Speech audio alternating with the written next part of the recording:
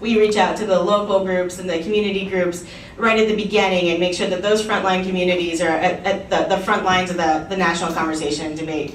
And that's what we're trying to do here with the summit in New Orleans and around the country. We're looking to host various summits around the country to gather community leaders and grassroots leaders to put together a delegation to support fair and just climate policies, to take that all the way to Copenhagen. So here we are, starting on our road to Copenhagen, and Rachel's going to talk about New Orleans and why we started here. Yeah, so we just thought that New Orleans was definitely a place to start, or to bring people together from the Gulf Coast, because as we all know, Katrina was basically a turning point in this country, and I think a turning point for people around the world, recognizing that the U.S. isn't immune to climate change impacts and climate change disasters. And basically, we have vulnerable communities in the U.S., just like there are vulnerable communities all around the world. And these communities need to be protected when we have these climate change disasters or climate impacts. So we just thought that this would be a great place to start these summits, to gather the local people in the area from the Gulf Coast, from the Southeast region, from New Orleans, and all over this area who are already working on the issues related to climate change, and kind of gather everybody to really talk about how we are kind of this local community trying to really have this influence on national and international climate policy, and have our voices heard in that policy and our needs met in those policies. Yeah, so we're just going to quickly run through the agenda and the very cumbersome packets you received. They're very thin. It's being a little sarcastic. And so the agenda, we're here at the agenda review, and coming up is the welcome remarks and introductions by Monique Hardin with the Advocates for Environmental Human Rights, who has been with us since the beginning to plan this event, and has just played a tremendous role in the event, even until yesterday, where we got to use her office space to pull some things together. So I'm really excited that Monique is going to kick us off with the introductory panel. Swan Nugian, my executive director from the Women's Environment and Development Organization, has really been a great help and support in helping me and others in my organization to really pull this conference together today. And then we have Dr. Beverly Wright as the opening keynote, and we're really quite excited to hear her speak about her experiences in New Orleans and the work of the Deep South Center. And that then goes into an educational panel, which is moderated by Rachel.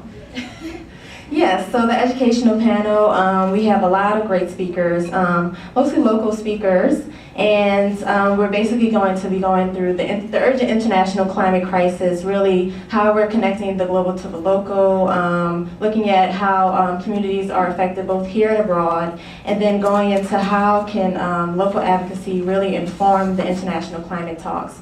And I think a lot of these people, Beth Galante from Global Green, Ann Yoakum from Tulane University, who works on water issues at the Water Institute there, David Prince, who's a board member of MEAN, Brenda Robichaud with the United Home Nation, and Kate Orwin with the Women's Environment and Development Organization. And then we'll go into a lunch break where you'll do lunch on your own, and there's actually a paper in your packet that lists different restaurants in the area. And we hope that at that lunch break you can really engage with each other about what's happened at the morning panel, and actually take a look at this draft unified statement that that's also included in your packets, and really just start to engage about this unified statement that we hope to finalize by the end of today.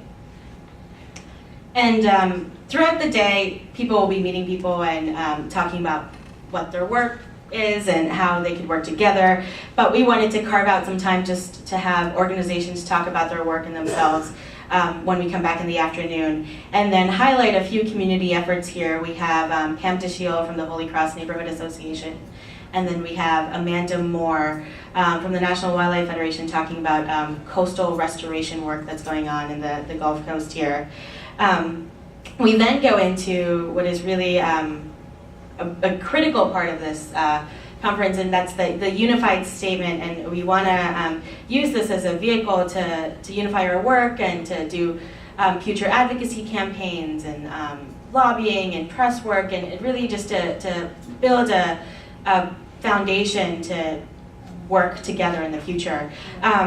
And that will be moderated by Nia Robinson with a lot of support from both Rachel and I. And we then go into a series of breakout groups.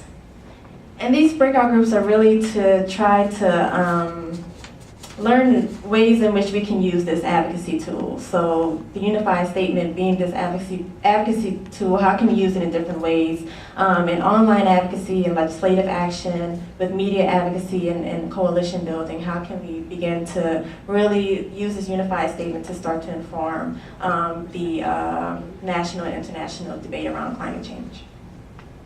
And then for about an hour after the breakout groups recess, we will have a report back from the breakout groups and closing remarks. And we will end the day, and I hope you will be able to stay for this, with the reception, which will actually focus on gender and climate change and really still connecting the local to global advocacy, but look at how women in particular are impacted by climate change around the world, and how we can be more active in the climate change debate, both nationally and internationally. So. Great, that's it. So at about 10 o'clock, we'll start with our introductory panel. Feel free to have coffee and juice and muffins until then.